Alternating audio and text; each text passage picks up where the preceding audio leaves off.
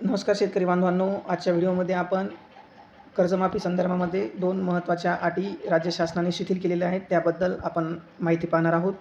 पहिली महत्त्वाची अट म्हणजे 2019 साली महात्मा फुले कर्जमुक्ती योजनेमध्ये ज्या शेतकऱ्यांनी लाभ घेतला होता, त्याही शेतकऱ्यांना आता 2 लाख रुपयापर्यंत कर्जमाफी मिळणार आहे. याआधी त्यांना 50,000 रुपयापर्यंत कर्जमाफी मिळणार होती. म्हणजे 19ला लाभ घेतला असेल तरीही या कर्जमाफीमध्ये आपल्याला 2 लाख रुपयापर्यंत यावेळेसही आपल्याला कर्जमाफीचा लाभ घेता येईल. दुसरा महत्त्वाचा बदल म्हणजे राज्य शासनाने प्रोत्साहनपर अनुदानामध्ये 2026-27ची अट रद्द केलेली आहे. म्हणजे ज्या शेतकऱ्यांनी 2024-25 आणि 2025-26 या 2 वर्षामध्येही जर कर्जफेड केलेली असेल तर त्यांना आता प्रोत्साहनपर अनुदानाचा लाभ यामध्ये मिळणार आहे.